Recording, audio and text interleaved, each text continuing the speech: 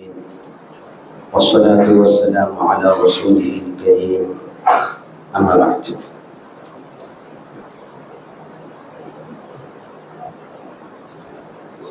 جیسا کہ پچھلے درس کے اندر آپ کو یاد ہوگا، غسل کا طریقہ بتایا گیا تھا. اس میں چند مسائل ایسے ہیں کہ لوگوں کے ذہن میں سوال اٹھتا ہوگا. پہلا تو یہ کہ جیسا کہ غسل جنابت کا طریقہ بتایا گیا تھا کہ پہلے آپ وضو کریں اور اس کے بعد پھر غسل کریں. تو سوال یہ اٹھتا ہے کہ آپ نے غسل سے پہلے جو وضو کیا، کیا اس وضو سے نماز پڑھ سکتے ہیں کہ نہیں پڑھ سکتے؟ تو آپ اس وضو سے نماز پڑھ سکتے ہیں. شرط یہ ہے کہ وضو نہ ٹوٹا ہو. غسل کے وقت وضو ٹوٹنے کا ایک بڑا امکان یہ رہتا ہے کہ اگر آپ کا ہاتھ آپ کی شرمگاہ سے ٹچ ہو جاتا ہے تو پھر آپ کا وضو ٹوٹ جاتا ہے.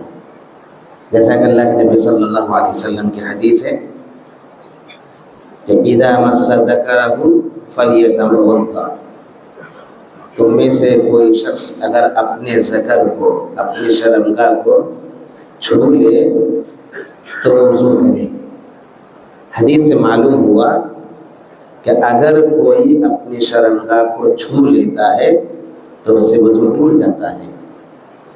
یہاں پر ایک سوال اور اٹھ سکتا ہے آپ کے ذہن میں، وہ یہ کہ آپ کپڑے پہنے ہوئے ہیں. ایک ٹچ یہ ہوتا ہے کہ کپڑے کے اوپر سے، اور ایک ٹچ یہ ہے کہ بغیر کپڑے کے. اگر آپ کا ٹچ ہوا کپڑے کے اوپر سے تو وضو نہیں ٹوٹے گا. وضو کب ٹوٹتا ہے؟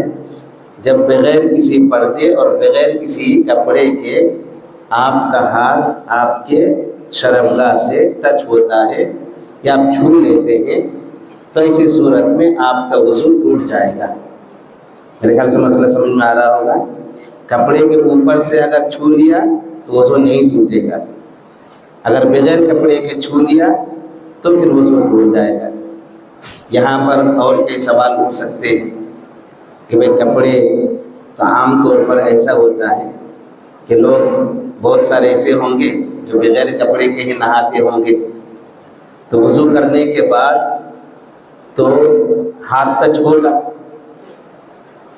یا پھر ایسا بھی ہو سکتا ہے کہ آپ غسل کے دوران آپ کو ضرورت محسوس ہوئی کہ آپ باقاعدہ شرمگاہ کو اور اچھے انداز میں صابن وغیرہ سے صاف کریں.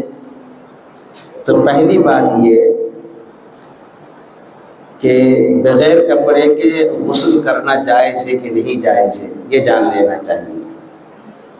بغیر کپڑے کے غسل کرنا اگرچہ جائز ہے، لیکن افضل اور بہتر یہ ہے کہ آپ کپڑے کے ساتھ غسل کریں. جواز کی کئی دلیلیں ہیں. ان میں سے موسیٰ علیہ السلام اپنے کپڑے اتار کر کے غسل کر رہے تھے، وہ دلیلیں بھی ہیں.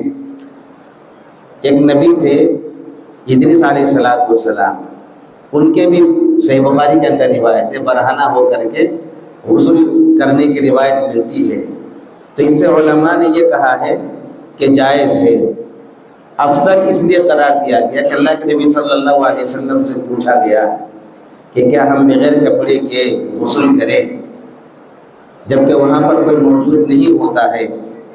تو اللہ کے نبی صلی اللہ علیہ وسلم نے فرمایا کہ اللہ تعالیٰ اس بات کا زیادہ حقدار ہے کہ اس سے حیا کیا جائے. یعنی کوئی نہیں ہے باتھ روم میں، لیکن اللہ رب العالمین دیکھ رہا ہے. تو اس حدیث سے معلوم ہوتا ہے کہ افضل اور بہتر طریقہ یہی ہے کہ آپ کپڑے پہن کر ہی غسل کریں. اب یہاں پر سوال اٹھ سکتا ہے کہ بھائی اگر صاف کرنے کی ضرورت ہو، شرمگاہ کو صابن وغیرہ لگانے کی ضرورت ہو تو کیا کریں؟ آپ نے جو وضو کیا ہے غسل سے پہلے، تو یہ آپ پر لازم نہیں ہے کہ غسل کا آخر تک وہ وضو آپ کا باقی رہے. لازم نہیں ہے.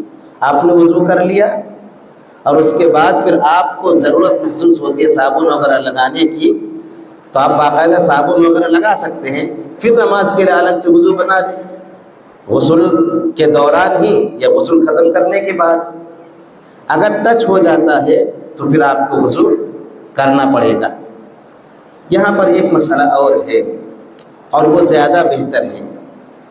مثال کے طور پر وضو کے بعد اور غسل کے دوران آپ کو صابن لگانے کی ضرورت محسوس ہو تو یہ کام آپ وضو سے پہلے کر لیں، جیسا کہ نبی صلی اللہ علیہ وسلم کے غسل جنابت کا طریقہ بتایا گیا تھا کہ آپ صلی اللہ علیہ وسلم باقاعدہ بائیں ہاتھ پر پانی ڈالتے تھے اور شرمگاہ کو دھوتے تھے، تو اسی موقع پر آپ کیا کریں، صابن لیں باقاعدہ اور صابن سے اپنی شرمگاہ کو یا اس کے آس پاس کے حصے کو اچھے سے دھو لیں، اس کے بعد پھر وضو کریں۔ یہ بہتر طریقہ ہے، کیونکہ یہ سنت کا طریقہ ہی ہے۔ سنت کا طریقہ یہ نہیں ہے کہ آپ نے وضو کیا پھر غسل کے دوران شرمگاہ پہ ہاتھ لگا لیں، ایسا طریقہ نبی صلی اللہ علیہ وسلم کے بارے میں نہیں آیا ہے۔ بلکہ سنت کا طریقہ کیا ہے کہ آپ وضو سے پہلے ہی شرمگاہ کو اچھے سے دھو لیں، چاہے اس میں صابن لگانا ہو تو لگا لیں، پھر جا کر کے وضو بنائیں، اور اگر آپ کا یہ وضو باقی رہتا ہے تو پھر اس وضو سے آپ نماز پڑھ سکتے ہیں۔ تو یہ چند مسائل جو اس کے حوالے سے عام طور پر لوگوں کے ذہن میں سوال اٹھ سکتے تھے، آپ کے سامنے بیان کر دیے گئے۔ اللہ سے دعا ہے کہ اللہ رب العالمین ہمیں خالص سنت کے مطابق ہر عبادت کرنے کی توفیق عطا فرمائے۔ آمین۔ وآخر دعوانا الحمدللہ رب العالمین۔